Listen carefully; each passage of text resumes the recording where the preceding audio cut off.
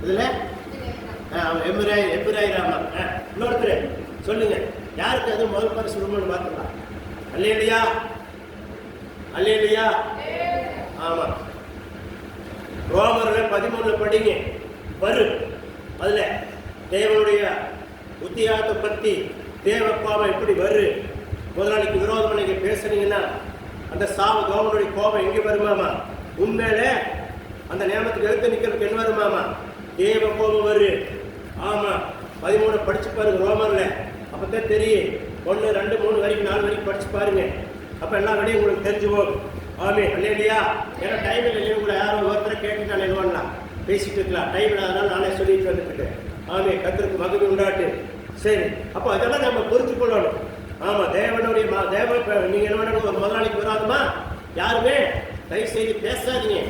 ஆமா, நீங்க வேலை போய் ஒரு நாளைக்கு என்ன பண்ணு, அந்த நிலையை நடிச்சுட்டு பொழுது ஓட்டிட்டு வருவீங்க. அன்னைக்கு சம்பளம் வாங்குறீங்க, அந்த சம்பளமெல்லாம் வாங்கி சாப்பிட்றீங்க. அப்போ அதில் நின்றுட்டு அதை வாங்கி சாப்பிட்டு போட்டு அந்த முதலாளி மேலே குறை சொல்லாதீங்க. தேவனால் உண்டாக்கப்பட்டதான் முதலாளி, தேவனால் உண்டாக்கப்பட்டதே அந்த தொழில், தேவனால் உண்டாக்கப்பட்ட தொழிலுக்கு விரோதம் முதலாளிக்கு விரோதம் பேசுறா. தேவனுடைய நியமத்துக்கு விரோதமாக நீங்க பேசும்போது தேவ கோபம் உங்கள் மேல விழுகும். எச்சரிக்கை. பல தடவை சொல்லியிருக்கிறார். கர்த்தருக்கு மகிமை உண்டாட்டு. எஸ்ரா பாருங்க, அவன் என்ன பண்றா? சொன்ன கர்த்தருடைய வார்த்தை கேட்டு, கர்த்தருடைய வசனத்தை கேட்டு அப்படியே இருக்கிறான். அது பிரகாரம் நடக்கிறதால அவனுக்கு என்ன நினைக்கிறானோ அதெல்லாம் கிடைக்கப்படுது. உங்களுக்கு ஏன் கிடைக்கிறதில்ல? ஏன் சம்பளம் உயரவாகிறதில்ல? உங்களை ஏன் முதலாளி எதுன்னு சொல்றாங்கன்னா, நீங்க ஜெபிக்கிறது இல்லை. முதலாளியில குறை சொல்ற வேலையிலேயே நீங்க இருக்கிறீங்க. முதல்ல என்ன பண்றீங்க? நீங்க எப்படி இருக்கிற நினைக்கணும். ஆமா, நீங்க தேசம் முழுவதும் அப்படியே சொல்லிட்டு இருக்கிறாங்க. எவ்வளவு வாய்ப்பு தின்னுவட்டா நன்றி இல்லாம பேசுற உலகமா தான் இருக்கு. இல்லையா? ஆமா, ஏன்னா அத்தனை லட்சம் கடன் பண்ணிட்டேன், கடனை போய் கட்டுற மாதிரி. கடன் பண்ண 6 போய் கட்டுறாங்க. கவர்மெண்ட் வாங்குது, கவர்மெண்ட் கட்டுது.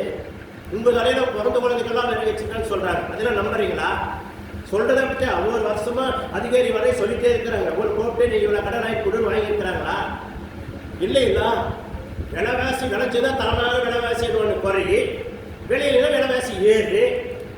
அது உலகத்தில் இயற்கை யாருனாலும் கட்டுப்படுத்த முடியுமா? தக்காளி கத்திரிக்காய் விளைஞ்சிருச்சுன்னா என்ன குப்பையில் அடிப்படுத்த மாதிரி படுக்குது, கொடுக்குறாங்க. பொருள் அதே மாதிரி விளைஞ்சிட்டா, நெல் விளைஞ்சிட்டா எல்லாம் என்னாங்க ஆட்டோமேட்டிக் என்னவானுங்க விலைவாசி இறங்குது. விளைச்சல் மழை பெய்ய சொல்லி இயற்கை கேட்க வேண்டியதானே? அதையே வச்சு நீங்க மேலே கடையை வச்சு அதே வாங்கினாங்க இதே வாங்க. ஆமா, இப்போ கொண்டாடுறது வந்து எல்லா டேக்ஸ் இருந்து எல்லாம் அப்புறம் என்ன பண்ணுங்க வந்து தானே ஆகணும். அப்படித்தானே வருது. இப்போ வாங்கி கொண்டாடுற பெட்ரோல் சும்மா வருமா? லாரி சும்மா வருமா?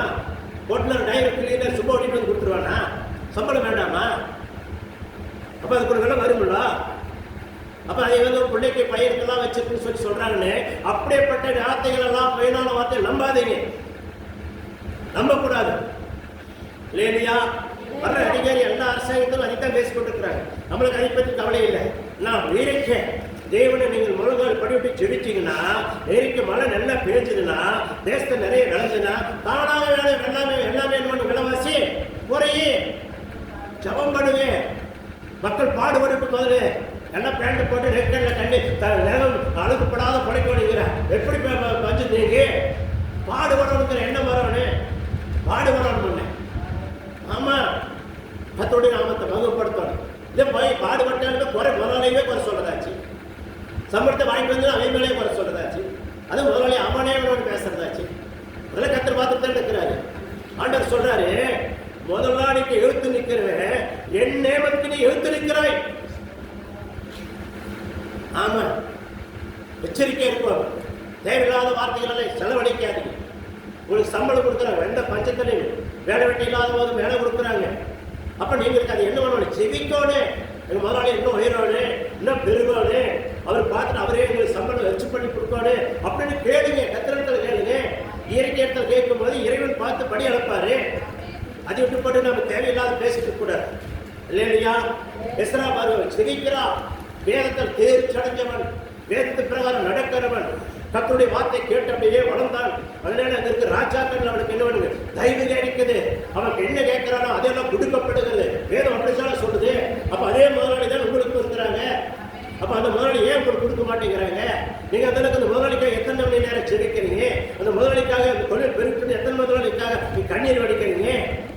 புறம் பேசுறதே கிடக்குது நம்மளுக்கு. அது மாறணும் உள்ளவா இல்லையா?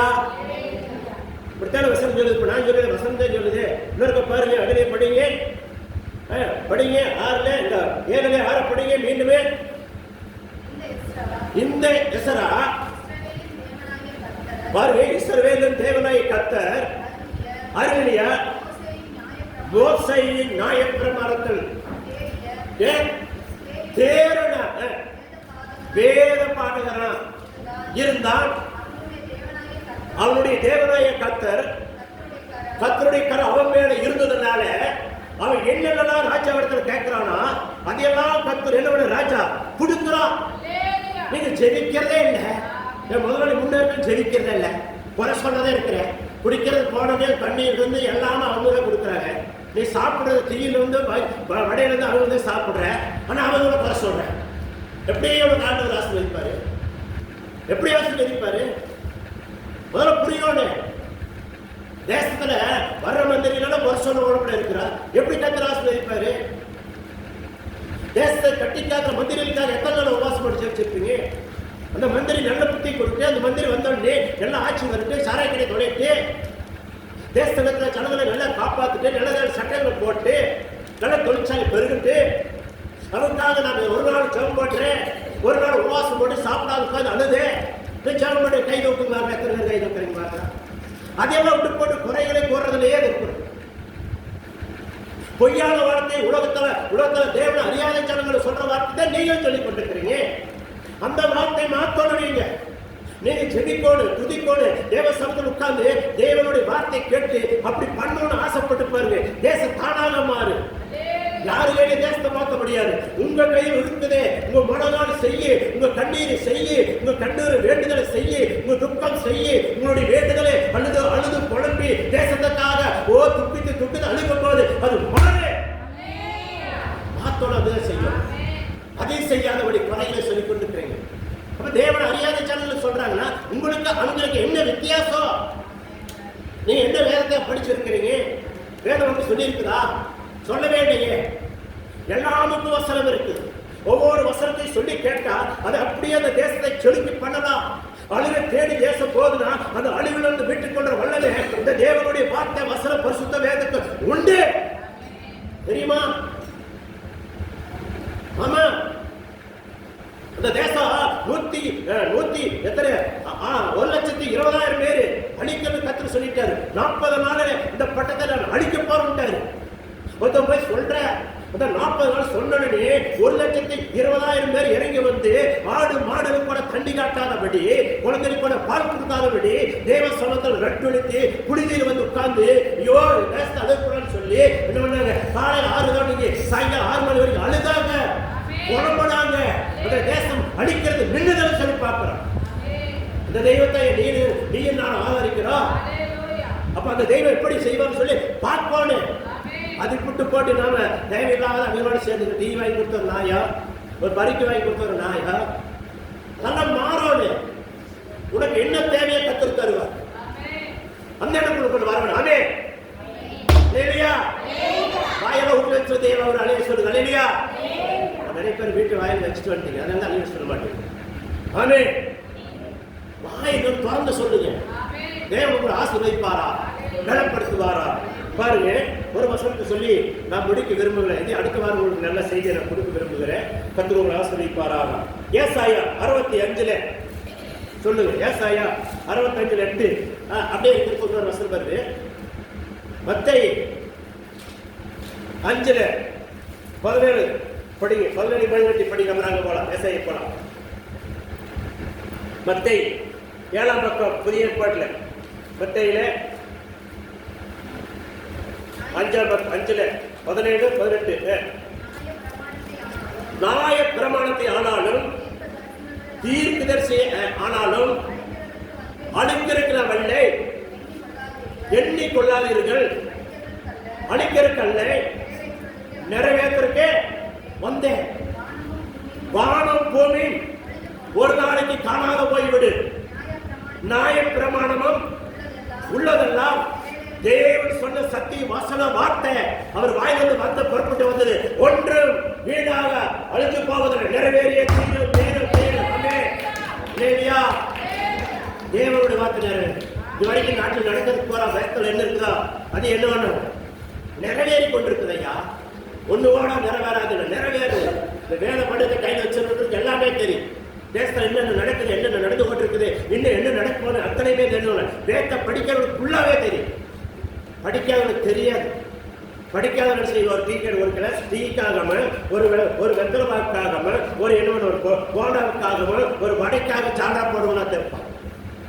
படிக்கோடு வேறு என்ன ஒரு பெரிய சட்ட புஸ்தகம். ஆமா, ஒரு டாக்டர் ஒரு வைத்தியம் பார்க்கணும்னா அந்த வைத்தியத்தில் இருக்கிற அத்தனை அவன் படிச்சிருந்தா அவன் வைத்தியம் பார்த்தா அதை குணப்படுத்த முடியும். அவன் படிச்சா அதன்படி வைத்தியம் பார்த்தான்னா உயிர்கள் சேதமாகி விடும். அதே மாதிரிதான் அது சட்ட புஸ்தகம். தேவன் கொடுத்திருக்கிற சட்ட புஸ்தகத்துல நீங்க படிச்சாதான் என்னன்னு தெரியும். ஆமா, அந்த வார்த்தையெல்லாம் தேவனுடைய வார்த்தை தேர்ச்சடைஞ்சதுனால தேவன் போய் நின்று அவன் கேட்டோடனே ராஜாவுக்கு என்ன வேணும்னா கொடுத்தா. நீ வேட்ட படிக்கிறதுல செவிக்கிறதுல எப்போது சாப்பிட வேண்டியது, பேப்பர் படிக்க வேண்டியது, தூங்க வேண்டியது, ஆமா அடுத்த குறை சொல்ல வேண்டியது, அடுத்த மணிக்கு புறம் பேச வேண்டியது, இப்படி இருந்தா உனக்கு என்னையே கிடைக்கும். அப்படித்தான் இருக்கும் வாழ்க்கை. இல்லையா? அதெல்லாம் மாறணும்.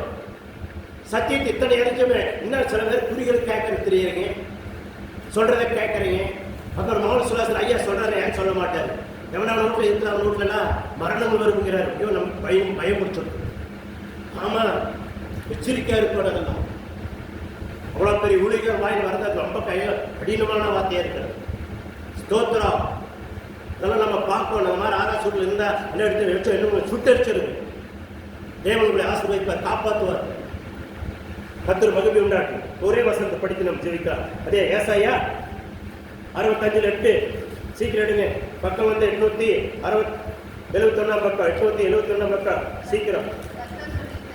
கர்த்தர் சொல்லுவது என்னவென்றால், இந்த திராட்சை கொடிகள் திராட்சை காணப்படும் போது அதை அழிக்காதே, அதில் ஆசீர்வாதம் உண்டு சொல்லுகிறபடி